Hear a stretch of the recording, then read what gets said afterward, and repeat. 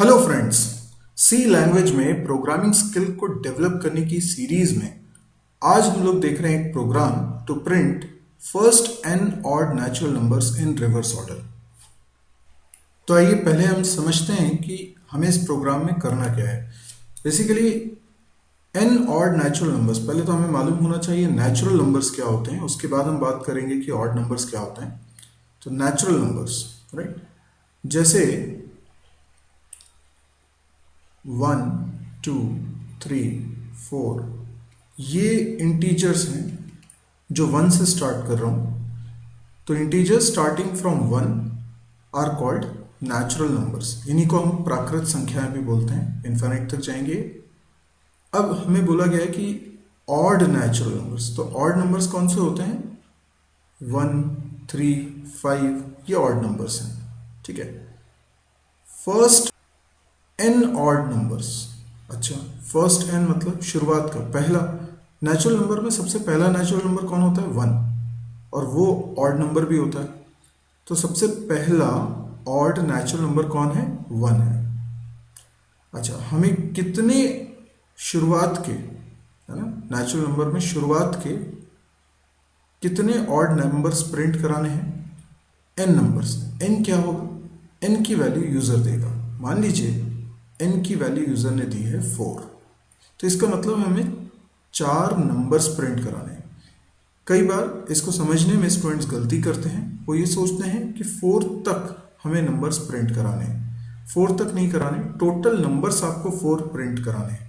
तो इसका मतलब पहला नंबर अगर 1 प्रिंट हो रहा है तो अगला नंबर प्रिंट होगा 3, अगला नंबर प्रिंट होगा 5, अगला नंबर प्रिंट होगा 7। तो इस प्रकार से 4 नंबर्स प्रिंट हो गए। तो n की वैल्यू है टोटल नंबर्स, कितने नंबर्स हमें प्रिंट कराने हैं। नंबर्स हमें 1 से ही स्टार्ट करने हैं क्योंकि बोला गया है फर्स्ट, और ऑड नंबर्स ही प्रिंट कराने हैं क्योंकि हमें बोला गया है first and odd natural numbers. लेकिन हमें इसे रिवर्स ऑर्डर में प्रिंट कराना है। अब रिवर्स ऑर्डर में प्रिंट कराने का मतलब क्या? यदि यूजर ने n की वैल्यू 4 एंटर करी है तो हम प्रिंट कराना चाहते हैं 7, 5, 3, 1। ओके, तो आइए इस प्रोग्राम को बनाना स्टार्ट करते हैं। ये मैंने मेन फंक्शन लिखा। मेन फंक्शन के अंदर मुझे एक वेरिएबल बनाना है n। मैं यूजर से कुछ वैल्यू एंटर कराना चाहता हूं, यूजर से पूछना चाहता हूं कि कितने नंबर्स को देखना चाहता है। तो मैंने लिखा print F enter a natural number. Okay, scanf की मदद से ये नंबर मैं इनपुट करा लूंगा। देखिए ये नंबर इनपुट हो गया है।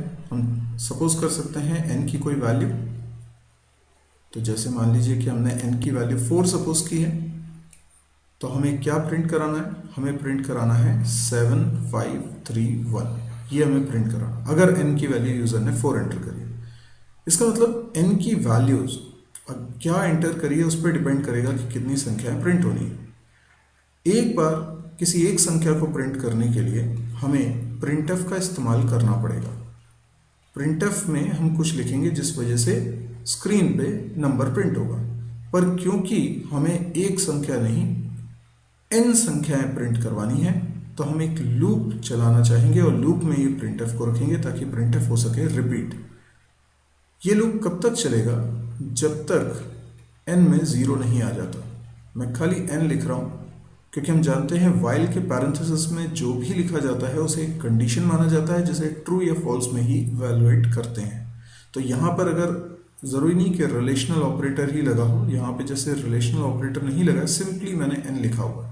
तो n की वैल्यू क्या है? n की वैल्यू है 4। तो हमें ये बात को ध्यान में रखना है। एक रूल है सी लैंग्वेज में कि एवरी नॉन जीरो नंबर, यानी 0 के अलावा सारे नंबर क्या माने जाते हैं? ट्रू। और ट्रू का मतलब होता है 1। केवल 0 को हम लोग मानते हैं फॉल्स, और फॉल्स का मतलब होता है 0। ठीक है, तो ये रूल आप याद रखिएगा।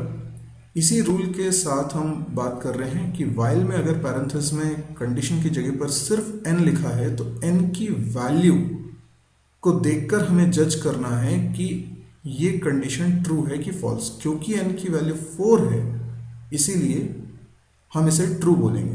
4 कैसा नंबर है? नॉन जीरो नंबर, इसलिए ये ट्रू है। इसके बाद लूप में आएंगे, प्रिंटफ चलेगा, एक नंबर प्रिंट होगा और n को हम डिक्रीमेंट कर देंगे। इससे क्या होगा? हर इटरेशन में n की वैल्यू एक कम हो जाएगी। तो n की वैल्यू शुरुआत में रही होगी 4, उसके बाद हो गई होगी 3, उसके बाद हो गई होगी 2, फिर 1। और जैसे ही n की वैल्यू 0 हुई होगी, वाइल के पैरेंथेसिस में n की वैल्यू क्योंकि 0 है तो 0 को हम कंसिडर करते हैं फॉल्स, इसलिए लूप एंड हो गया होगा। लेकिन हम ये चाहते हैं कि जब n की वैल्यूज एक एक करके कम हो रही हैं तो स्क्रीन पे क्या प्रिंट हो? स्क्रीन पे प्रिंट हो 7, शुरुआत में 7 प्रिंट हो, अगले इटरेशन में प्रिंट हो 5, अगले इटरेशन में प्रिंट हो 3, अगले इटरेशन में प्रिंट हो 1। इसका मतलब n की वैल्यू 4 है तो 7 प्रिंट होना चाहिए, 3 है तो 5 प्रिंट होना चाहिए, 2 है तो 3 प्रिंट होना चाहिए और n की वैल्यू 1 है तो 1 प्रिंट होना चाहिए। तो इसका मतलब क्या है? इसको हम जनरलाइज कर सकते हैं। यस, हम इसको जनरलाइज कर सकते हैं। हम इस सीरीज की nth टर्म निकाल सकते हैं। ठीक है, हमने कहा 2n माइनस 1। अब जरा इसमें रख के देखिए, n की जगह 4 रख के देखिए तो ये कितना हो गया? ये हो जाएगा 2 इंटू 7 14, सॉरी 2 इंटू 4 8, 8 माइनस 1 7। तो 7 का मतलब जो हमें पहला नंबर आउटपुट में चाहिए वही है। तो हम प्रिंटफ में क्या वैल्यू प्रिंट कराएंगे? हम यहाँ लिखेंगे %d, ठीक है, और यहाँ पर हम लिखेंगे 2 into n minus 1। Got it? बस यही लॉजिक है। अब हम इस प्रोग्राम को बना देते हैं। देखिए मैंने लिखा while और इसमें लिख देता हूँ सिर्फ n। ये while की बॉडी, इसके अंदर printf और मैं प्रिंट कराता हूँ 2 इंटू n माइनस 1 और हर बार n की वैल्यू को एक डिक्रीमेंट करा दूंगा। यहाँ लूप एंड हो जाएगा। That's it. ये हमारा प्रोग्राम बनके तैयार हो चुका है। एक बार इसको रन करके और देख लेते हैं। इस प्रोग्राम में सबसे पहले यूजर को वैल्यू एंटर करनी होगी, इसलिए मैसेज आ रहा है एंटर अ नेचुरल नंबर। जैसे यूजर ने 4 एंटर किया तो आउटपुट आ रहा है 7531, लेकिन देखिए गैप नहीं आ रहा है, इसलिए नंबर को रीड करने में दिक्कत होगी। हम क्या करते हैं कि जहाँ पे हम प्रिंट करवा रहे हैं वो %d के बाद एक स्पेस और दे देते हैं, तो हर बार जब नंबर प्रिंट होगा तो साथ में ये स्पेस भी प्रिंट होगी। आइए एक बार फिर रन करते हैं और इस बार मैं थोड़ा बड़ा नंबर एंटर करता हूँ, फॉर एग्जाम्पल 10। मुझे पहले 10 ऑड नेचुरल नंबर्स देखने हैं। ये देखिए शुरुआत के 10 ऑड नेचुरल नंबर हैं, आप इनको गिन सकते हैं लेकिन रिवर्स ऑर्डर में, राइट। एक और बार इसको रन करके देखते हैं।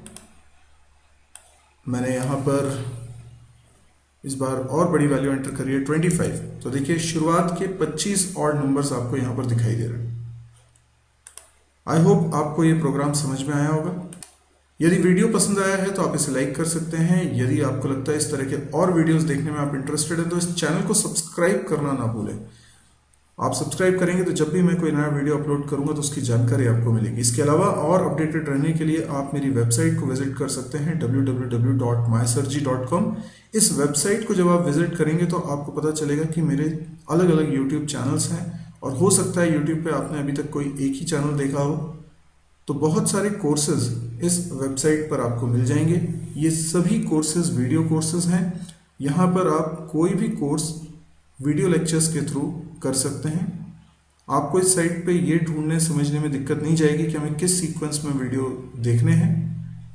इसके अलावा आपको कैंपस प्रिपरेशन से रिलेटेड भी काफ़ी सारे वीडियोस मिलेंगे, नोट्स भी मिलेंगे, क्वेश्चंस भी मिलेंगे, ऑब्जेक्टिव क्वेश्चंस भी मिलेंगे, इंटरव्यू क्वेश्चंस भी मिलेंगे और डेली इसमें एक नया कंटेंट अपलोड होता है। तो यदि आपको ये साइट पसंद आए तो आप प्लीज़ इसको शेयर भी करिएगा अपने दोस्तों के बीच में